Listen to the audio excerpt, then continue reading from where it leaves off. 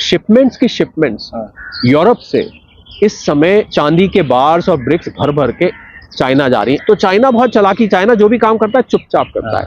वो क्या करेगा कि दुनिया भर की चांदी अपने यहाँ दबा के बैठ जाएगा। अब आपका जिन चीजों में चांदी में इस्तेमाल होना है तो वो उसको बार्गेनिंग पावर की तरह यूज करेगा, जो अमेरिका के साथ वो कर रहा है। आज तक अमेरिका जितनी मर्जी ट्रम्प साहब धमकी दे दे, आज तक चाइना पर वो टैरिफ नहीं लगा पाए। उसकी वजह क्योंकि दुम चाइना ने पकड़ रखी है। इस प्रकार से दाम बढ़ना, खासकर सोने के, ये एक आर्थिक संकट की तरफ इशारा कर रहा है। अगर यूएस डॉलर फेल होता है तो जिस तरीके से देश और बैंक गोल्ड खरीद रहे हैं, मुझे कहीं ऐसा लग रहा है कि आने वाले समय में वो गोल्ड स्टैंडर्ड जो 1971 से पहले होता था वो वापस आ सकता है। परंतु सोना जिस देश के पास होगा उसकी करेंसी और उसकी अर्थव्यवस्था उतनी ही मजबूत मानी जाएगी। एक चीज के लिए आप धन्यवाद दीजिए, अगर आपने मुनाफा कमाया है तो आपको एक धन्यवाद डोनाल्ड ट्रंप साहब को बनता है। और एक और बड़ा खेल हो रहा है चांदी में, जो शायद आपने अपने चैनल पे, मैंने आपका एक वीडियो देखा भी था, आपने जिक्र किया था, मैं और इसको थोड़ा सा आसान भाषा में समझा देता हूँ। आपने 1,52,000 की चांदी ETF में लगा दी। मान लीजिए उन्होंने कह दिया कि मैं 1,52,000 की, आपने लगा दिया। उनको 1,85,000 और 90,000 की बाजार से खरीदनी पड़ रही है। ऐसा माना जा रहा है कि ट्रांस अटलांटिक ओशियन में कई शिप्स का ट्रैफिक जैम लग गया है। चांदी की शिपमेंट्स उसमें है बेहिसाब चांदी खरीद के, और उसके कारण से यूरोप में चांदी की शॉर्टेज हो गई है। या तो चांदी में बहुत बड़ा विस्फोट होगा। विस्फोट से मेरा मतलब है ये जो $50-52 पर आपको दिख रही है, ये सीधी शूट करके डबल हो जाएगी। अगर आप हाई रिस्क इन्वेस्टर हैं, मतलब आप जोखिम लेने से घबराते नहीं हैं, तो आप कूद पड़िए।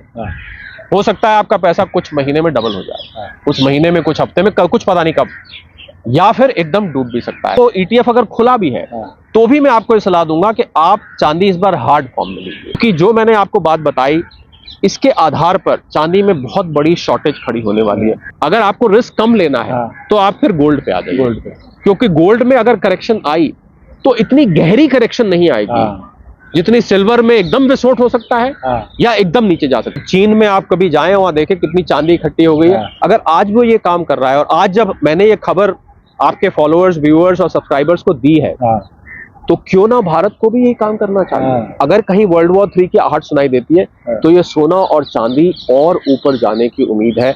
मुझे लग रहा है कि इसमें एक बहुत बड़ा विस्फोट हो सकता है। और छोड़िए, इजराइल हमास की जो पीस संधि हुई है हाल में, उसमें कहीं क्रैक्स नजर आ रहे हैं। क्योंकि मैं इसका इसलिए जिक्र कर रहा हूं क्योंकि ये एक फैक्टर था। एक दिन 4050 से करेक्ट होकर 3950 पे आ गया। करवा चौथ वाले दिन आया, जिस दिन ये पीस डील हुई थी। कुछ भी आपको पलटता दिखे, आप अपना मुनाफा बुक करके बाहर आ जाइए। If you are a long term investor, any time is a good time to invest. पर शॉर्ट टर्म में कहीं आपको घाटा हो गया तो मैं नहीं चाहता कि स्वतंत्र पे लोग गालियां देना शुरू कर दें और कहना शुरू कर दें। तो आप लॉन्ग टर्म के लिए ले रहे हैं, आप लेके रखिए। धनतेरस और दिवाली हमारे सामने है। सोना और चांदी खरीदना हमारी परंपरा का हिस्सा है कि धनतेरस के दिन तो शायद हर आदमी कोशिश करता है कि कुछ ना कुछ छोटा या बड़ा चांदी या सोने का सामान खरीदने की कोशिश करे। लेकिन इस बार चांदी और सोने के जो हाल हैं उसने सबको बेहाल किया हुआ है। नया सोना या नई चांदी खरीदना बहुत मुश्किल है। और इसी सब मसले पर आज हमारे साथ बात करने के लिए मौजूद है फाइनेंशियल एक्सपर्ट, वित्तीय विशेषज्ञ शरद कोहली साहब। शरद सर, बहुत बहुत स्वागत है आपका एक बार फिर गास वसंत पर। शरद जी, सबसे पहले तो मैं जानना चाहूंगा, सामने धनतेरस है, कैसे खरीदे सर? देखिए, धनतेरस पे जहां तक मेरी जानकारी है कोई भी मेटल आप ले सकते हैं। तो बहुत सारे लोग तो बर्तन वगैरह भी खरीदते हैं। तो बिल्कुल एक कठिन समय है सोने चांदी खरीदने वालों के लिए, इसमें कोई दो राय नहीं है। परंतु मैं मानता हूँ, देखिए, धनतेरस तो एक शगुन होता है कि आपको उस दिन कुछ ना कुछ मेटल खरीदना होता है। तो चांदी का सिक्का या जो लोग अफोर्ड कर सकते हैं वो गोल्ड ले लें, तो थोड़ा सा छोटा ले लें। और गोल्ड की तो मेरी बहुत सारे लोगों से बात हुई इस बारे में, और बहुत सारे ज्वेलर्स से बात हुई। उनका ये कहना था कि बड़ी बड़ी जो ब्रांड्स हैं, तानिष्क है, कल्याण ज्वेलर्स है और ब्रांड्स हैं, इन्होंने ऑलरेडी अपनी लो कैरेटेज की ज्वेलरी निकालनी शुरू कर दी है। इसमें 18 कैरेट है, उसमें 14 कैरेट है, 9 कैरेट तक की भी बिक रही है। तो देखिए, अगर आपको खाली एक शगुन के लिए लेना है तो मुझे नहीं लगता धनतेरस की अगर हम बात करें तो किसी देवी देवता का उस दिन पूजन होता है। और अगर धनतेरस की बात करें तो आप कुछ भी ले लेते हैं तो आपके भाव देखे जाते हैं। तो आप 9 कैरेट का ले लें, थोड़ा छोटा कॉइन ले लें, बाकी हाँ, ये बात जरूर है विक्रांत, इस समय के सोने चांदी ने एक अनप्रेसिडेंटेड राइज देखा है। और ऐसा राइज मैं फेसेस देख रहा था तो पीछे 10 साल पहले हुआ था, फिर उससे पहले 10 साल पहले कुछ हुआ था, तो 10 साल तक ये रन रही थी। पर इस बार जो हालात बने हैं वो थोड़े से, मुझे पिछले दो रन्स थे बड़े बड़े 10-10 साल के, उससे थोड़े से अलग दिख रहे हैं जी। और मुझे लग रहा है कि, और मैं, क्योंकि मैं एक अर्थशास्त्री हूँ, तो मुझे इससे थोड़ी सी चिंता हो रही है। चिंता इसलिए हो रही है क्योंकि सोने और चांदी के इस प्रकार से दाम बढ़ना, खासकर सोने के, ये एक आर्थिक संकट की तरफ इशारा कर रहा है।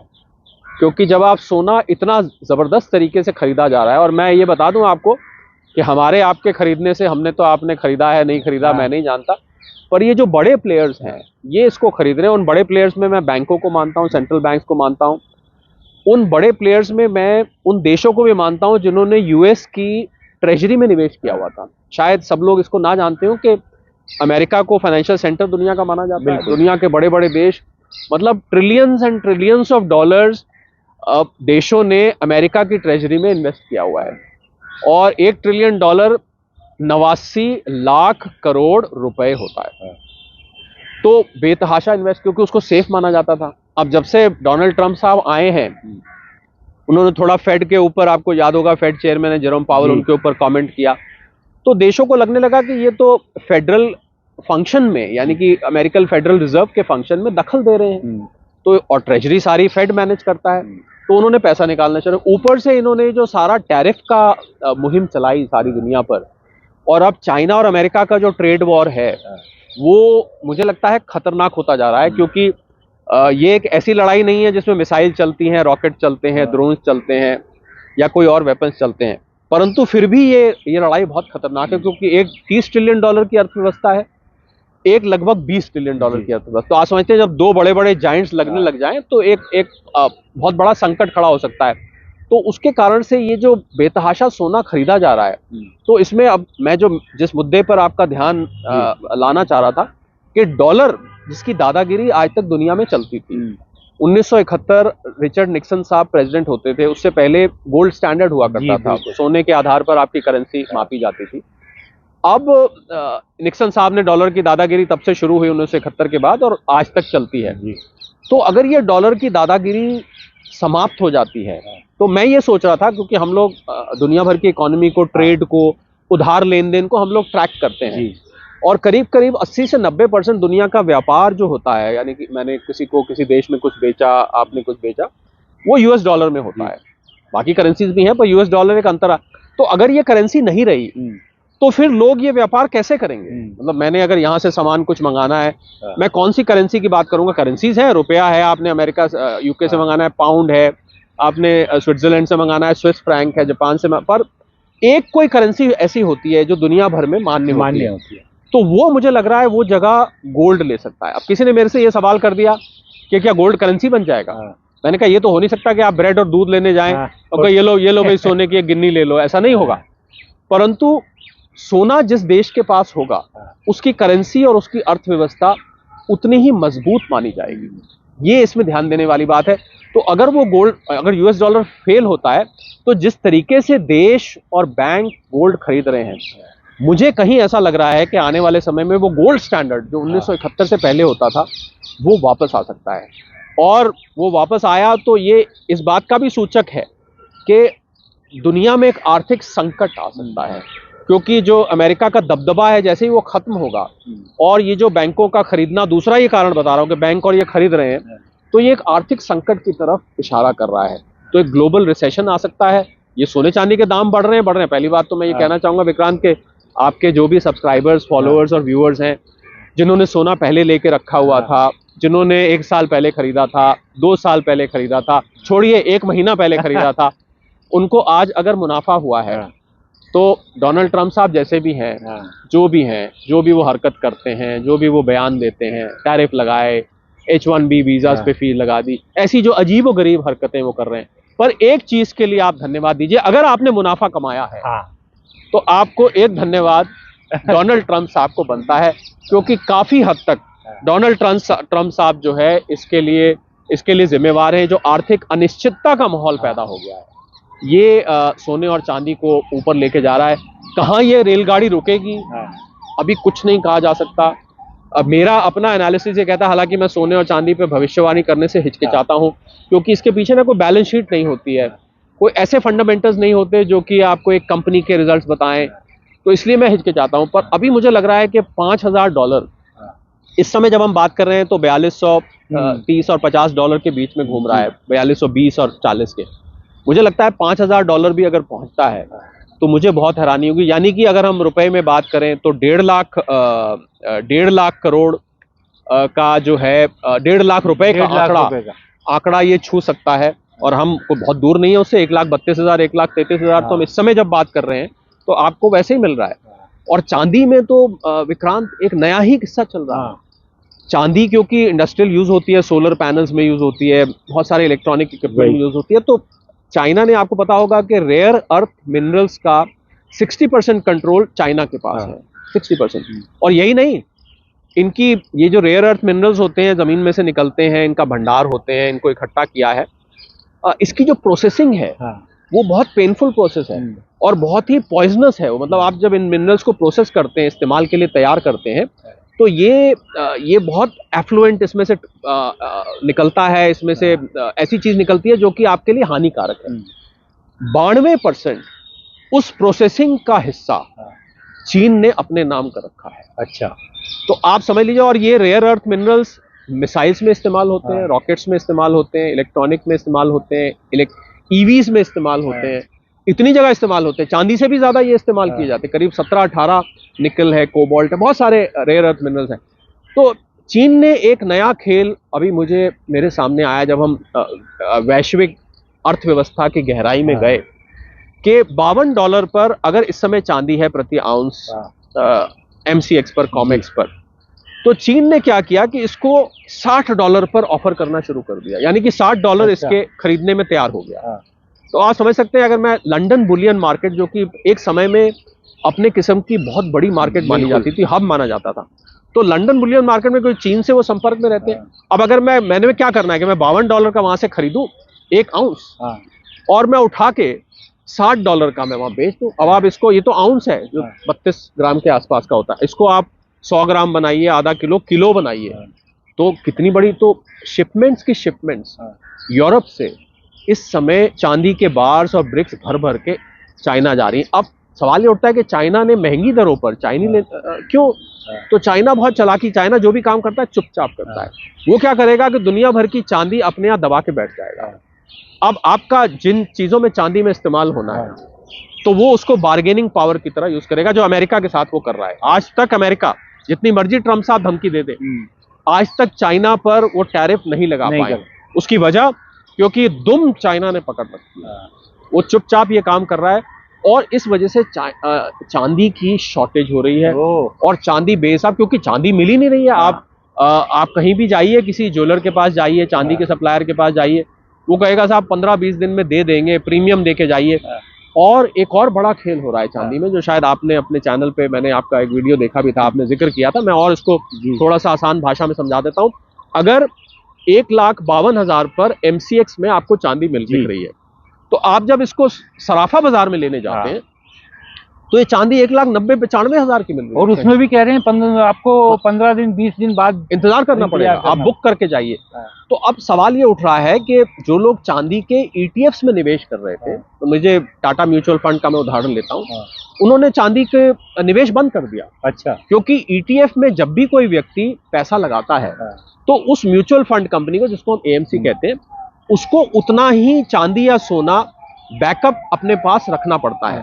ये जो आप निवेश करते हैं हवा में नहीं है, इसके पीछे उनके वॉल्ट्स में, उनके लॉकर्स में उतनी चांदी या सोना पड़ा होता है। अच्छा, अब क्या आपने 1,52,000 की चांदी ETF में लगा दी, मान लीजिए उन्होंने कह दिया कि मैं 1,52,000 की, आपने लगा दिया, उनको 1,85,000 और 90,000 की बाजार से खरीदनी पड़ रही है। अब खरीदनी पड़ रही है। अब आप देखिए, अब यहां तक भी ठीक था, चलिए मान लीजिए कल को ये प्रीमियम खत्म हो गया, तो ये लॉस किसका हुआ? ये लॉस उस AMC का हुआ। यानी कि ये प्रीमियम नॉर्मली 2-4-5% प्रीमियम हमेशा रहता है स्पॉट में और फ्यूचर में। तो चांदी के ये जो दो खेल हैं, एक मैंने आपको खेल बताया कि जो प्रीमियम पे मिल रही है, एक मैंने आपको चाइना का खेल बताया। ये जो चाइना का खेल है, भर भर के चांदी जहाज के, ऐसा माना जा रहा है कि ट्रांस अटलांटिक ओशियन में कई शिप्स का ट्रैफिक जैम लग गया है, जो आपको चांदी वहां जाने के जो लिए। आजकल आपको बाजारों में दिल्ली हाँ। जैसी जगह में आपको फोटो दिखते हैं, ट्रैफिक जैम लगा हुआ है, एक हाँ। के पीछे एक गाड़ी खड़ी है, हिल नहीं रही। हाँ। चांदी की शिपमेंट्स उसमें है बेहिसाब चांदी खरीद के, और उसके कारण से यूरोप में चांदी की शॉर्टेज हो गई है।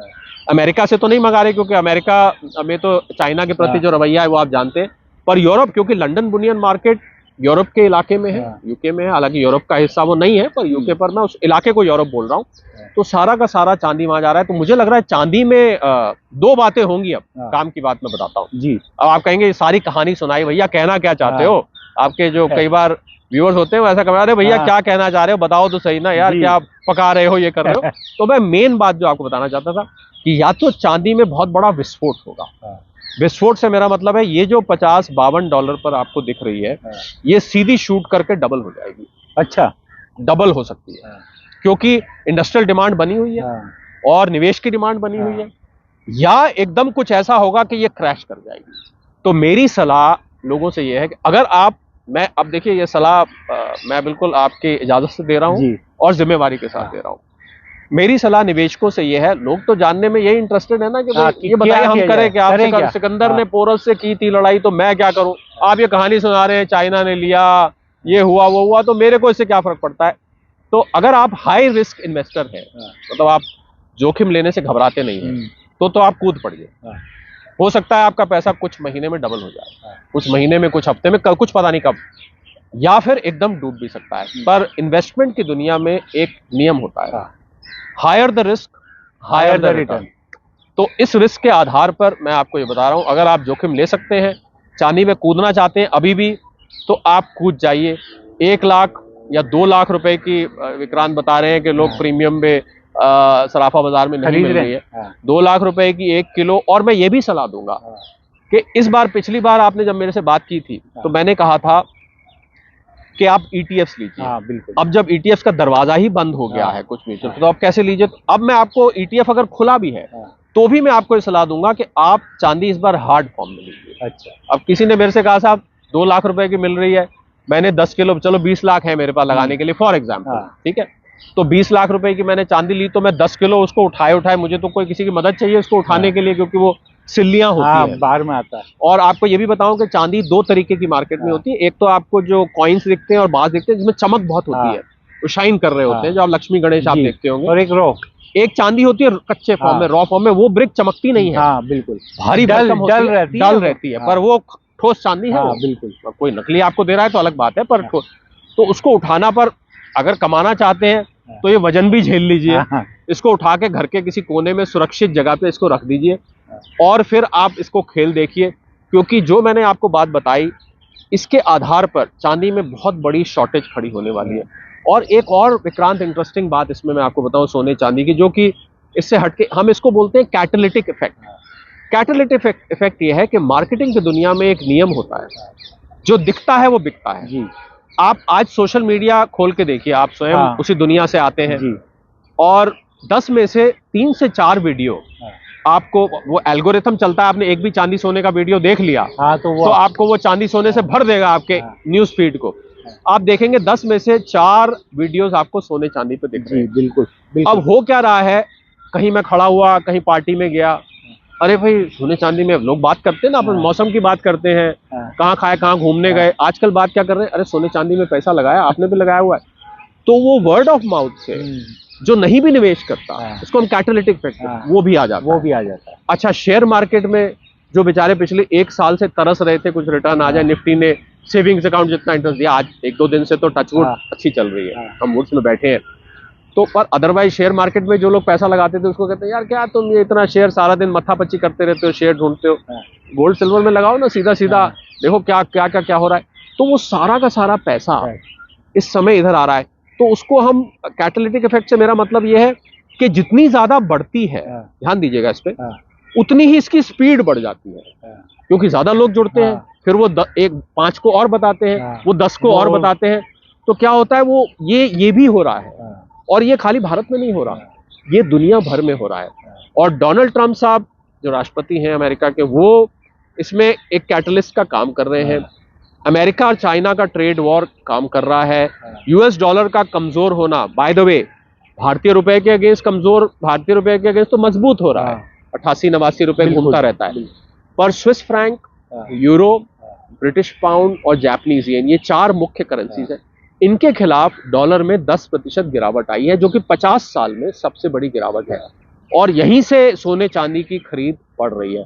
तो मुझे लगता है, मैंने देखिए रिस्क, अगर आपको रिस्क कम लेना है तो आप फिर गोल्ड पे आ जाइए, गोल्ड पे, क्योंकि गोल्ड में अगर करेक्शन आई तो इतनी गहरी करेक्शन नहीं आएगी जितनी सिल्वर में एकदम विस्फोट हो सकता है या एकदम नीचे जा सकती है, मैं दोहरा रहा हूं इस बात को, पर गोल्ड में एक स्टेडी फॉल होगा और स्टेडी राइज होगा। ये मैं आपके जो सब्सक्राइबर्स, व्यूअर्स और फॉलोअर्स हैं उनको सलाह देना चाहता हूं। तो अभी भी अब बहुत सारे लोग कह रहे हैं हमारी तो बस निकल गई भाई, तो अब हम जब 70 पे था किसी ने कहा था ले लो, हमने कहा नहीं लेंगे। मैंने एक मीडिया प्लेटफॉर्म पे किया था, उसको 2-3 मिलियन उसके व्यूज पहुंच गए। तो कभी कमेंट पढ़ने में मजा आता है। वैसे लोग कहते हैं कमेंट ज्यादा देखने नहीं चाहिए, क्योंकि लोग जो हर तरीके का कमेंट डाल देते हैं, कई बार व्यक्तिगत भी हो जाते हैं। तो किसी ने, ज्यादातर लोगों ने कमेंट डाला, अरे ये सब स्कैम है, ये छोड़ो, ये सब धांधलेबाजी है, कुछ नहीं है, ऐसी कीमतें बढ़ रही हैं।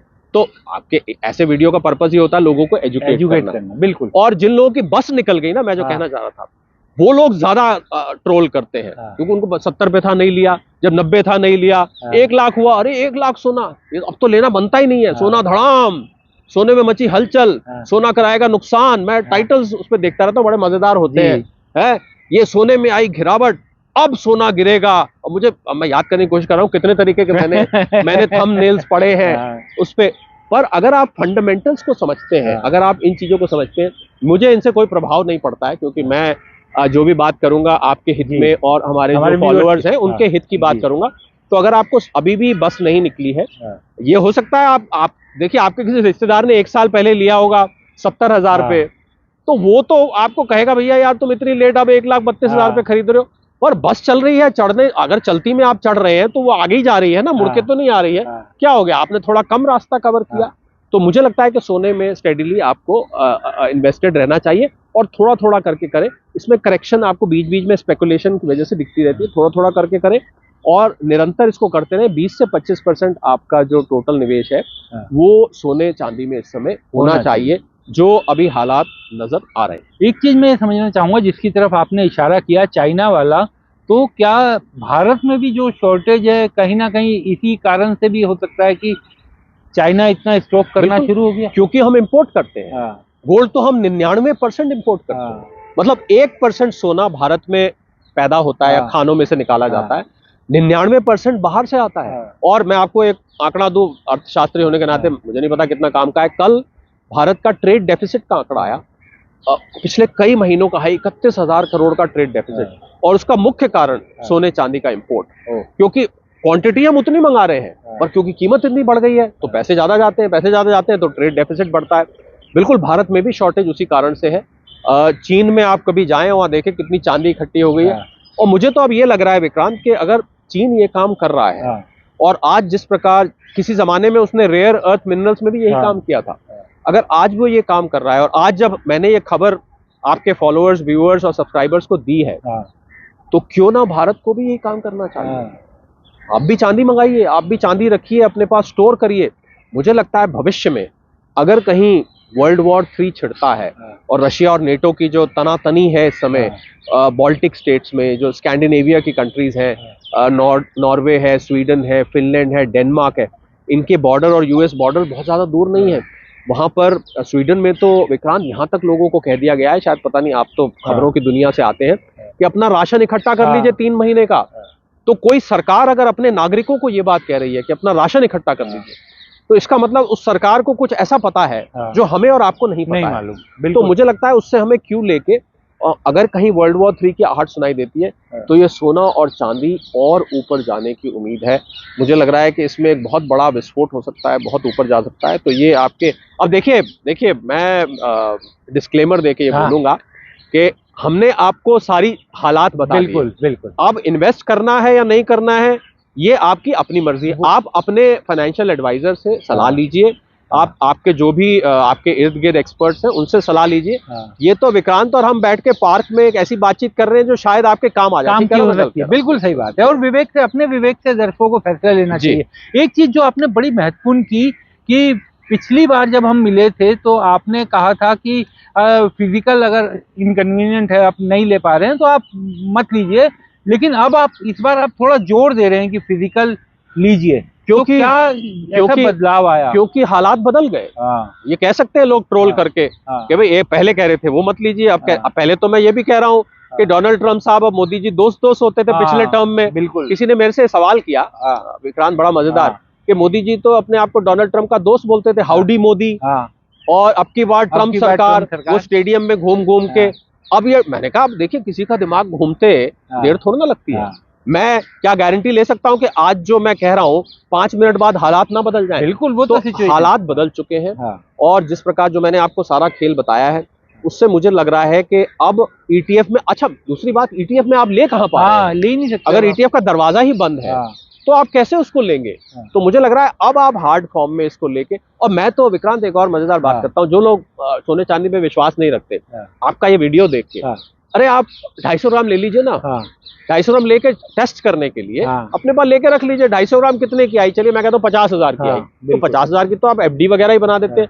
50,000 लेके रखिए और खेल देखिए। मुझे लगता है अगर तमाशे को देखना है तो तमाशे का हिस्सा बन के देखिए, तो आप तमाशे को बेहतर समझ पाएंगे। बाहर रह करके आप वो मजा, दूर बैठ के तो खाली कमेंट कर सकते हैं। एक चीज जो आपने कहा बड़ी महत्वपूर्ण, हालांकि ये व्यूअर्स का अपना वो है कि वो कितना रिस्क लेते हैं। आपने कहा हायर द रिस्क और उतना रिटर्न। तो क्या ये रिस्क आपको 2 लाख की सीमा पर भी लेने लायक लग रहा है? अगर किसी व्यक्ति की हिम्मत है, उसको ये अलाउ करता है, उसके पास पैसा है, हिम्मत है कि मैं जोखिम लेना चाहता हूँ, तो ये लेने लायक रिस्क है? अभी भी कठिन सवाल है और जवाब उससे भी ज्यादा कठिन है जी, क्योंकि जैसा मैंने कहा कि आपको अपने फाइनेंशियल एडवाइजर से सलाह लेनी चाहिए। मैं इस आपके चैनल पे कह दूं कि आप ले लीजिए, कल को वो जो मैंने कहा करेक्शन आई और वो एकदम से आ गई, तो लोग तो आपको गालियां देते नहीं थकेंगे नीचे कमेंट करते करते। तो मैं अपनी बात को दोहरा देता हूँ, उसमें जवाब है छुपा हुआ। अब जवाब यहाँ छुपा रहेगा, आपको, आपकी मर्जी है आप उसको। अगर आप हाई रिस्क इन्वेस्टर है तो चांदी इस समय जिस मकाम पे खड़ी है, मैं दोहरा देता हूँ बात को, वहां से कुछ भी हो सकता है। ये ध्यान से सुनिए आप, कुछ भी हो सकता है। ये यहाँ से $50 की जगह $100 भी हो सकती है, और ये यहाँ से एकदम से इसमें करेक्शन भी आ सकता है। मान लीजिए चीन ने कुछ ऐसा किया, एकदम से छोड़ दिया मार्केट में, तो डिमांड सप्लाई का खेल है। तो अगर आप बहुत हाई रिस्क इन्वेस्टर हैं तो आप थोड़े से अमाउंट से इस खेल को चेक करिए। मैं कहता हूँ आप 250 ग्राम मत लीजिए, आप 100 ग्राम ले लीजिए। अब 100 ग्राम तो 20,000 रुपए की आ जाएगी, कोई इतना बड़ा अमाउंट नहीं है, आप उससे ले लीजिए और लेके फिर आप खेल को देखिए। आप पहले वेरीफाई करिए, और डबल हो जाएगा तो 20 का 40 हो जाएगा, तो आप विक्रांत और स्वतंत्र चैनल को दुआ दे के जाएंगे। पर अगर नीचे भी गया तो इतना नुकसान आपका नहीं होगा। तो इसलिए इस लेवल पे अगर आप हाई रिस्क इन्वेस्टर हैं तो आप घुस सकते हैं। अगर आप रिस्क एवर्स हैं, हम लोग उसको टाइम पे, अगर आप बहुत रिस्क नहीं लेना चाहते हैं, आप चाहते हैं आपकी खून पसीने की कमाई है, घाटा ना हो जाए, तो फिर आप चांदी से दूर रहिए और गोल्ड में रहिए। गोल्ड में रहिए, क्योंकि गोल्ड में जो करेक्शन आएगी विक्रांत, वो इतनी गहरी नहीं होगी। मतलब 1.32 अभी चल रहा है, 30, 32, 27, 28, वो ज्यादा 15, 20 आ जाएगा, 20 आ जाएगा, 15। हालांकि उसके मुझे अभी चांसेस, क्योंकि ये जो फैक्टर्स की हमने बात करी, ये अपनी जगह जस के तस बने हुए हैं। और छोड़िए, इजराइल हमास की जो पीस संधि हुई है हाल में, उसमें कहीं क्रैक्स नजर आ रहे हैं।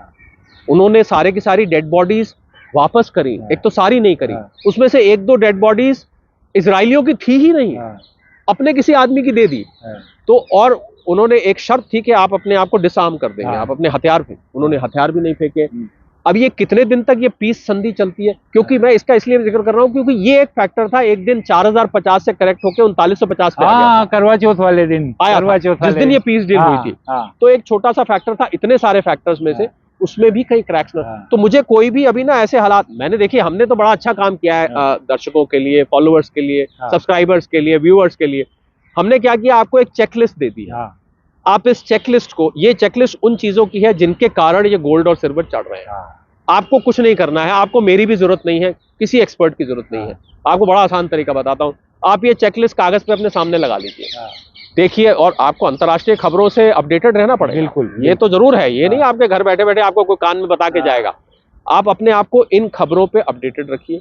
जैसे ही आपको इन खबरों में से कोई भी एक खबर पलटती दिखे, डॉलर स्ट्रांग होने लगा, पुतिन साहब और जेलेंस्की साहब गले मिल गए, डोनाल्ड ट्रंप साहब ने कहा भूल जाओ टैरिफ, कुछ भी यूएस डॉलर मजबूत होने लगा, बैंकों ने खरीद बंद कर दी, कुछ भी आपको पलटता दिखे, आप अपना मुनाफा बुक करके बाहर आ जाइए।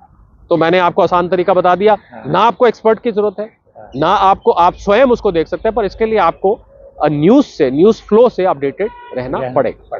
एक चीज सर ये बताइए कि चांद जो पहले हमारे यानी देश में तो इस तरीके का रिवाज था कि ये कहा जाता था कि 11 महीने व्यापार जो है वो एक बराबर, और इससे 1 महीने 1-1.5 महीने उतना हो जाता है जितना 11 महीने में। लेकिन अब जो बाजारों में तेजी है, जानकार ये कह रहे हैं कि इसका त्योहारों से कोई लेना देना नहीं है। कहीं आप इस सोच में बैठे हुए हैं कि त्योहार बीतेंगे, शादियों का सीजन बीतेगा, उसके बाद सस्ता शुरू हो जाएगा, रेट में बहुत भारी क्रैश हो जाएगा, क्योंकि अब पूरी तरीके से बाजार जो है वो इंटरनेशनल कारणों पर पूरी तरह से निर्भर हो गया है। तो मैं उम्मीद करता हूँ आप सोने चांदी की बात जी, सोने चांदी के बाकी बाजार की नहीं, सोने चांदी की। जी हाँ, बिल्कुल। त्योहारों में धनतेरस पर और शादियों का सीजन आ रहा है, इसमें डिमांड बढ़ती थी, कोई दो राय नहीं है इसमें।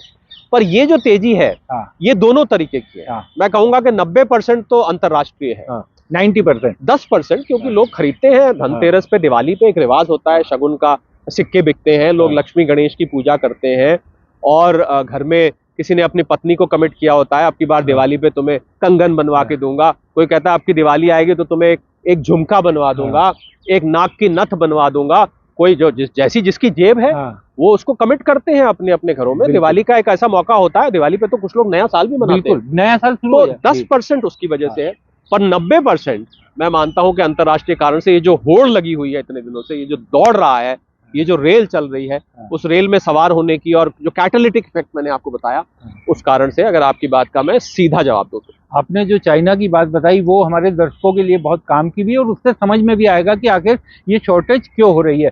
तो सर चलते चलते मैं, क्योंकि आपने सोने की भी बात की, मेरे एक रिलेटिव की बिटिया की शादी है अभी नवंबर में जी। उन्होंने जब सोना 92,000 के करीब था, उन्होंने मुझसे ऐसे ही राय ली कि यार क्या करें, खरीदें अभी या इंतजार करें, अभी तो बहुत टाइम है बेटी। मैंने कहा कि आप लेते रहिए। तो जब मैंने उन्हें सलाह दी थी उसके बाद मुझे रात भर नींद नहीं आई थी कि यार मैंने उन्हें सलाह तो दे दी, कहीं कम हो जाए। तो आपको मिठाई खिलाने आए? अब वो इतने बम्बम है, इतने बम्बम खुश हैं कि भाई तुमने सही समय पे कहा कि ले लो। तो यानी सोना और चांदी कोई खरीद का सही समय तो है ही नहीं, जब आपने ले लिया वही सही समय। देखिए, अगर आप लंबी अवधि के निवेशक हैं तो हम लोग इन्वेस्टमेंट की दुनिया में एक कहावत होती है, if you are a long term investor any time is a good time to invest. मतलब अगर आप लंबी अवधि के निवेशक हैं तो कोई भी समय आपके लिए अच्छा है, पर लंबी अवधि मेरा 3 से 5 साल का है। तो अगर आप लंबी अवधि के लिए आ रहे हैं तो आप आराम से ले सकते हैं। बाकी जहां तक शादी ब्याह की बात है, बहुत सारे लोग शिकायत कर रहे हैं, शादियों की डेट निकल चुकी है, नवंबर दिसंबर में बहुत शादियां हैं, तो भाई हमने, किसी ने 100 ग्राम देना था, वो अब 10-20 ग्राम दे रहा है, 30 ग्राम दे रहा है।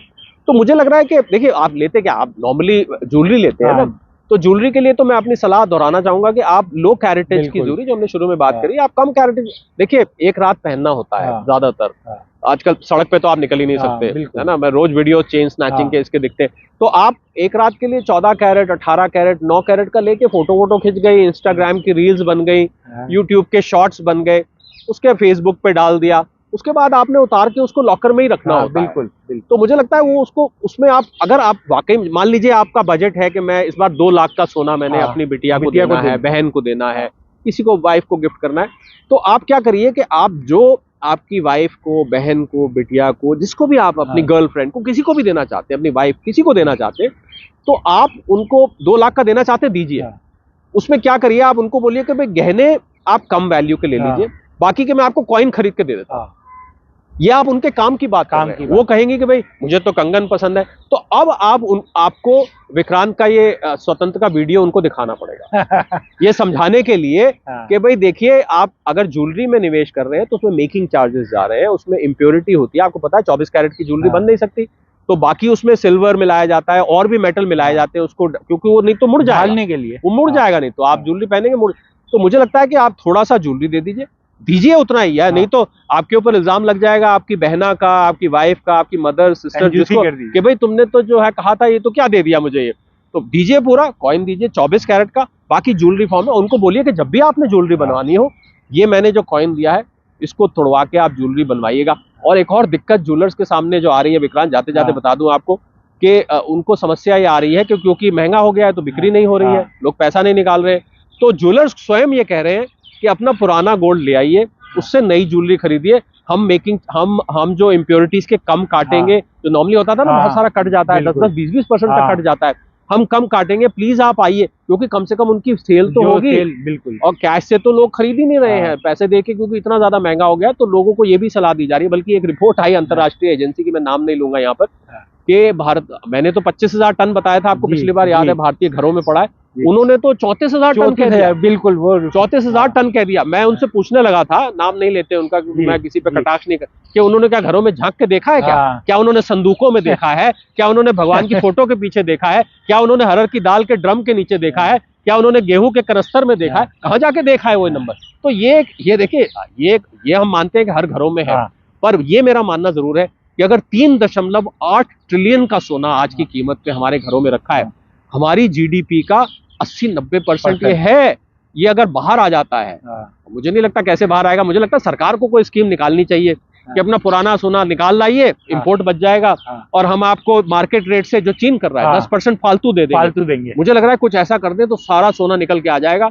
बहुत सारी समस्याएं विक्रांत देश की सुलझाई जा सकती हैं। सर, एक और सवाल बस पूछूंगा कि चांदी पे अभी जो 40-45 हजार तक का प्रीमियम चल रहा है, तो चांदी जो फिजिकल खरीदना चाहते हैं उनको क्या सलाह देंगे कि थोड़ा सा ये दिवाली और शादी निकलने दें, प्रीमियम कम होगा, या आपके ना सारे चांदी को लेकर के आपके सारे सवाल घूम फिर के वहीं आते हैं कि मैं प्रेडिक्शन कर दूं। वो मैं करने से हिचकिचा रहा हूं, क्योंकि चांदी में मैंने कहा कि हाई रिस्क है। देखिए, अगर आप लंबे वक्त के लिए रखना चाहते हैं, आप ले लीजिए। चलिए, मैं आपका, क्योंकि कार्यक्रम अंत होने पे है, तो फाइनली आप लंबे अवधि के लिए, पर शॉर्ट टर्म में कहीं आपको घाटा हो गया, तो मैं नहीं चाहता कि स्वतंत्र पे लोग गालियां देना शुरू कर दें और कहना शुरू कर दें। तो आप लॉन्ग टर्म के लिए ले रहे हैं, आप लेके रखिए। और एक बार आप वो जो कच्ची चांदी हम बात कर रहे थे, वो लेके लीजिए, बड़ी मजेदार होती है देखने में, ऐसे ग्रे से कलर की होती है। और पहली बार मुझे कोई शख्स कहते हैं तो चांदी लगती नहीं देखने में, ये तो ऐसा लगता है लोहा है, इस पे कहीं चमक ही नहीं है। तो साहब, उसको जब प्रोसेस किया जाता है तो उसमें चमक आती है। थोड़ा सा 100-200 ग्राम लेके मुझे लगता है स्वतंत्र के सब्सक्राइबर को शुरू कर ही देना चाहिए, तमाशा देखने के लिए और तमाशे में कूद के देखने के लिए कि ये होता क्या है। शरद जी, मैं मनीष, हमारे साथी हैं जो कैमरा कर रहे हैं, इनको लेके मैं कुछ महाजनी गया था जी। नीचे उन्होंने 30-31 किलो की वो सिल्ली रखी हुई थी। तो वो अपने लड़के को बुलाया कि इधर आइए, इसे उठा के ऊपर रख दीजिए। मनीष बोला मैं रख देता हूँ। वो उठाई भी नहीं जाती है, ये हाथ लगाते ही इसको समझ ही नहीं था कि इतना वजन इसको देखिए, हैंडल करना मुश्किल है, क्योंकि चांदी पर मुश्किल ही रहे तो अच्छा है। कि ऐसा ना हो कि इतनी सी चांदी आए इतने पैसों में, मुश्किल ही रहे तो अच्छा है। पर थोड़ा बहुत आप 50-100 ग्राम 200 ग्राम उठा के ले आइए घर पर और खेल देखिए। प्रीमियम पे ही ले लीजिए, कितना घाटा हो जाएगा अगर ये विस्फोट उल्टा भी हो जाता है। तो एक बार ट्राई करने में मुझे लगता है कोई हर्ज नहीं है। इस रेलगाड़ी में थोड़ी देर सवार होकर सफर करने में कोई हर्ज नहीं लगता है। छोटे डिस्टेंस की टिकट ले लीजिए, लंबी टिकट मत लीजिए। तो शरद जी, आप जुड़े, बहुत बहुत शुक्रिया। और शरद जी ने बार बार ये कहा है कि वो कोई सलाह नहीं दे रहे, वो अपनी एक्सपर्ट राय बता रहे हैं, और उन्होंने जिस तरीके से जो कारण बताए हैं वो सब आपके लिए बहुत काम के थे, आपके लिए जानना बहुत जरूरी था। तो स्वतंत्र के साथ जुड़े रहिए। आप सभी से यही अनुरोध, अपना साथ हमारे साथ बनाए रखिए।